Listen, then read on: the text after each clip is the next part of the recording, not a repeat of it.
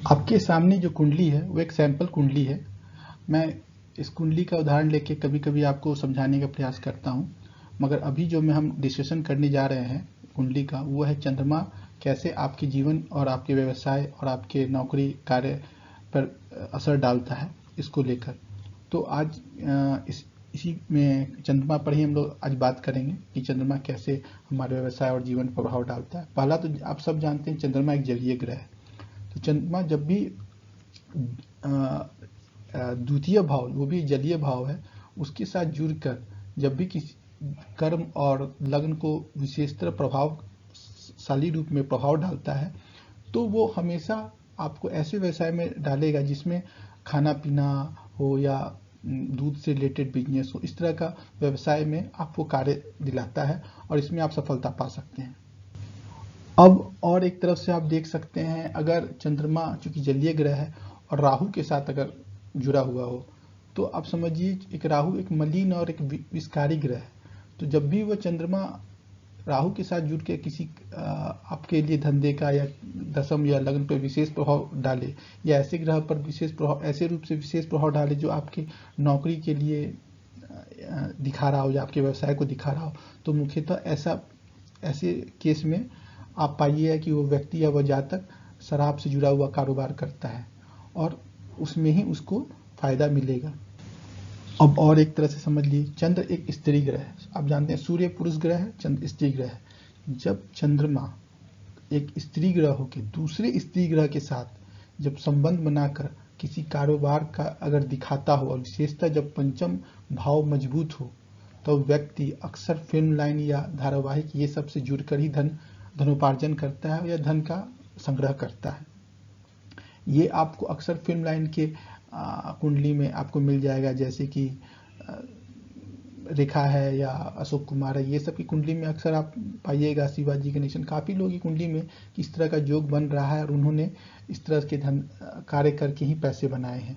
और अगर इस तरह में स्त्री का नीच का पड़ जाए और उस पर कोई शुभ बृहस्पति का शुभ प्रभाव न हो और वो राहु से युक्त हो जाए, एक बात जानिए, राहु जिस चीज़ के साथ जुड़ जाता है उसमें मतलब उसको फॉरेन कर देता है, मतलब दूरी बना देता है, उसको क्वालिटी को डिटोरिएट कर देता है। तो जब भी अगर ऐसा प्रभाव देख रहे हैं, ऐसा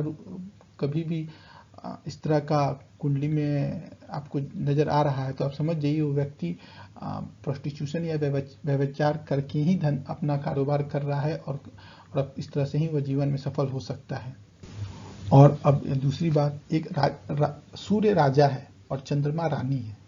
तो जब ये दोनों राज्य से विशेष संबंध रखते हैं और अगर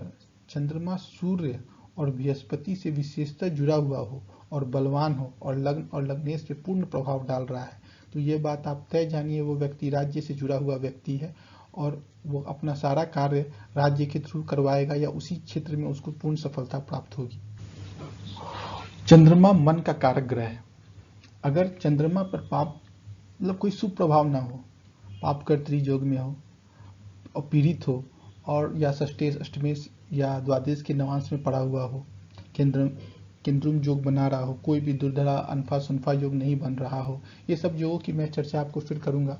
फिलहाल आप ये जानिए कि अगर चंद्रमा दूषित हो, उसको सपोर्ट नहीं हो, छिन्न बल में हो, अमावस्या का हो, तो और उसको कब किसी भी बृहस्पति या उसके जिस राशि में बैठा है उसके स्वामी से उसको बल नहीं मिल रहा हो, तो ऐसा व्यक्ति का मन उदास रहता है। और अगर शनि राहु से अगर उसका जुड़ाव हो जाए तो वो हमेशा विरक्ति में रहता है और इस तरह का व्यक्ति जो है वो अक्सर साधु फकीरी, अकेले रहना या डिस्टर्ब रहना में ही रहता है। ऐसा कुंडली अक्सर इन्हीं लोगों के, डिप्रेशन वालों के या साधु फकीर मस्त मौला लोग जैसा नहीं, मतलब जिसको दुनिया से नहीं मतलब है, वैसे ही लोगों की कुंडली में ही आपको ऐसा योग या ऐसा ग्रह देखने को मिलेगा। चंद्रमा एक सुगंधित ग्रह है और शुक्र भी सुगंधित ग्रह है। जब ये दोनों जुड़ते हैं और कोई व्यवसाय से जुड़ने का दिशा में आपको दिखाते हैं, तो समझ जाइए कि वो व्यक्ति परफ्यूम से जुड़ा हुआ कारोबार करेगा या उस कारोबार को करता है तो उसमें उसको विशेष सफलता प्राप्त होगी। अब मान लीजिए कि चंद्रमा द्वितीयेश है और बलवान है और वो बुध से जुड़ के जुड़कर कारोबार दिखा रहा है या बुध से किसी प्रकार से जुड़ा हुआ है, द्वितीय चंद्रमा बलवान हो और बुध से जुड़कर ये कारोबार को दिखा रहा हो या व्यवसाय या लग्न लग्नेश को विशेष रूप से प्रभावित कर रहा हो, तो यो वह व्यक्ति को कृषि में विशेष तरह ऐसे चीज में उत्पादन करने से विशेष सफलता प्राप्त होगी जहां पर जल का बहुत उपयोग होता है, जैसे खेती में। ये सब जगह पे अगर वो अपना व्यक्ति अपना समय को देता है तो उसमें उसको विशेष सफलता प्राप्त होगी। अब अगर वही चंद्रमा द्वितीय है, अब बृहस्पति के साथ प्रभावित हो या बृहस्पति के साथ जुड़ा हुआ हो और लग्न लग्नेश या दसम भाव को विशेष रूप से प्रभावित कर रहा हो, तो मान के चलिए अगर ऐसा व्यक्ति मिठाई का दुकान खोलता हो या स्वीट्स का या इस तरह का कोई धंधा करता हो तो विशेष सफलता उसको प्राप्त होगी उसी क्षेत्र में। अब कितनी सफलता प्राप्त होगी उसके लिए उसका लग्न नवम दसम एकादश और द्वितीय भाव देखना होगा, मगर अगर इस क्षेत्र में ही उसका कारोबार करने का ज्यादा आशंका या उचित जान पड़ता है। और अंत में चूंकि आप ये सब जानते हैं कि चंद्रमा एक जलीय ग्रह है और इसको जल से विशेष लगाव है, तो जब भी ये दशमेश होकर या किसी ऐसे क्षेत्र में आप कारोबार को दशमेश होकर आपके लग्न लग्नेश को विशेष प्रभावित करता हो और बलवान हो, तो आप मान के चलिए ऐसा व्यक्ति इस क्षेत्र में ज्यादा सफलता प्राप्त करेगा जिस क्षेत्र में जल से जुड़ा हो, जैसे जल सेना, पेंट या सोडा वाटर, मिनरल वाटर, इस तरह का क्षेत्र में अगर वो कार्य करता है तो उसको सफलता प्राप्त होगी और इसी क्षेत्र में उसको कार्य करना चाहिए। और वो किस ओहदे तक, अगर वह जल सेना में कार्य करता है तो किस रैंक तक जाएगा, अगर वह बिजनेस करता है तो कितनी सफलता प्राप्त करेगा, ये सब के लिए आपको उसका नवम दसम एकादश और द्वितीय भाव का विश्लेषण करना चाहिए। ये मैं बार बार कहता हूँ कि कुंडली की ऊंचाई को देखने के लिए नवम दसम एकादश लग्न और द्वितीय भाव का बलवान होना अत्यंत आवश्यक है। ये 4-5 भाव मिलके कुंडली को काफी ऊंचा उठाने में समर्थ है और बिना इन पांचों भाव के सामंजस्य के सही तरीके से कुंडली का ऊपर उठना उतना आसान नहीं है अगर कुंडली में बहुत अच्छे विपरीत राजयोग न बन रहे हो तो, क्योंकि शुभ राजयोग नवम दसम एकादश लग्न और द्वितीय और पंचमेशी बना पाते हैं। तो आज के लिए चंद्रमा ऑक्यूपेशन जो हमारे एस्ट्रोलॉजी के लिए किस तरह से सपोर्ट करता है उसके लिए यह वीडियो था। अगर आपने अब तक हमारे चैनल को लाइक और सब्सक्राइब नहीं किया है तो कर लीजिए और लोगों को भी शेयर कीजिए ताकि लोग इस कुंडली के